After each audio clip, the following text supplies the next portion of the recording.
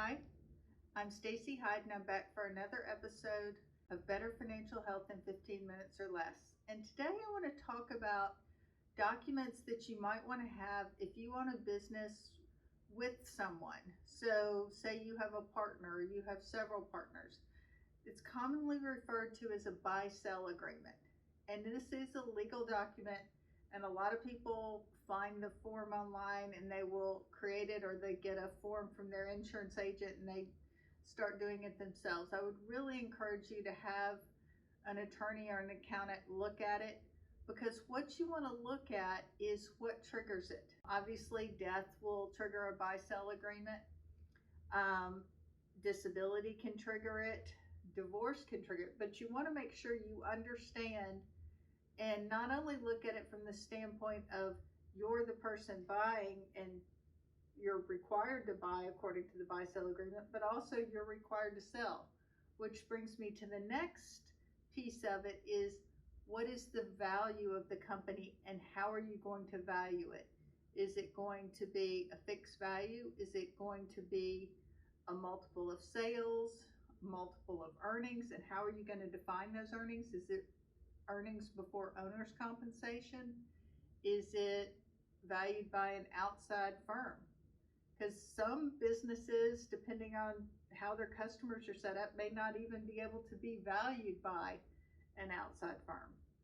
So that can be a little bit tricky. And so if it does have a fixed value, then you want to put in there that you're going to revisit the value every 2, 3 years, 5 years, at least 5 years, I would say, and look to make sure that that's still a reasonable price. And if you were the buyer, you'd be comfortable paying that price.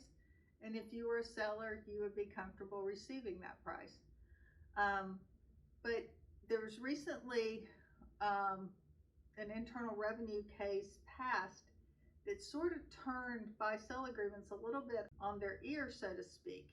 So there's two types. There's what's known as cross-purchase, meaning that each owner has a life insurance policy insuring the life of their other partners. So if there's 3 partners, every owner owns 2 policies. And that works really pretty well if you've got a small number of partners and they're similar in age. Because if I'm 30, I wish, and my partner is 60, well, to purchase the life insurance, the premiums on that partner are going to be a lot more expensive than what the partner's going to have to pay on me.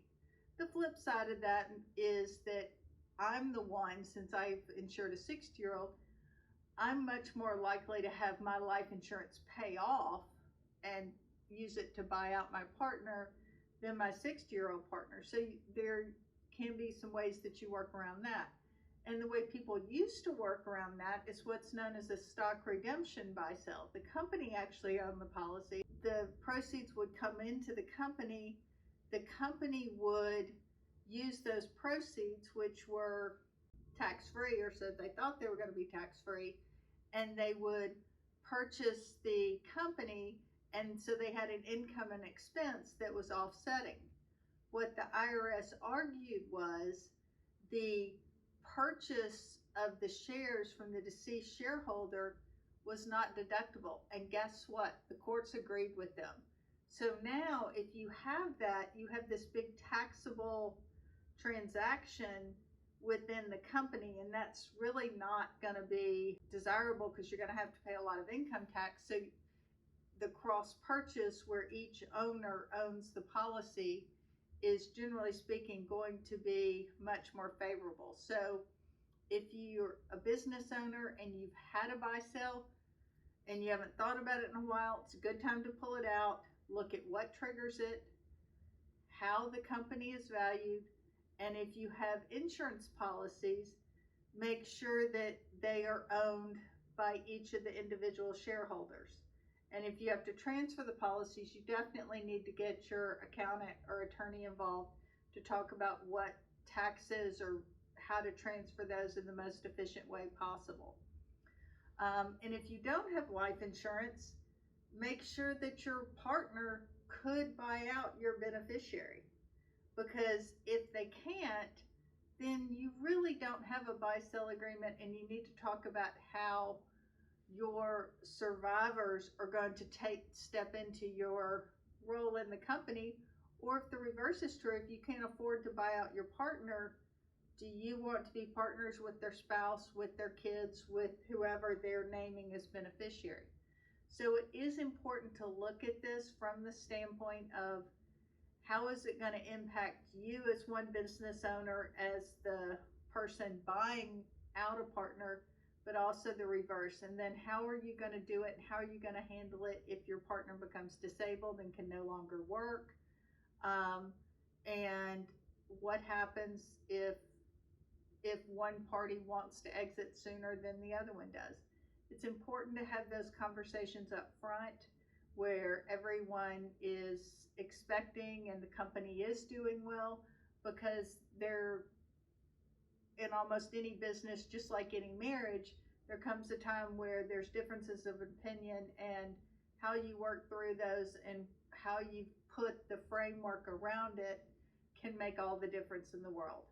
So a little bit different than we normally cover, but I think it's really important, especially in light of the court ruling that says that the businesses do not get a deduction for buying out the deceased shareholder shares, that's basically irrelevant, doesn't change the value of the company. And so you have this insurance coming in, and that can really cause some pretty crazy tax ramifications that are not desirable, going to lead to a lot more taxes. So if you do have what's known as a stock redemption buy sell, pull it out, go see your lawyer, see what needs to be done to get it into a cross purchase type setup. Thanks again for tuning in. This has been another episode of Better Financial Health in 15 Minutes or Less.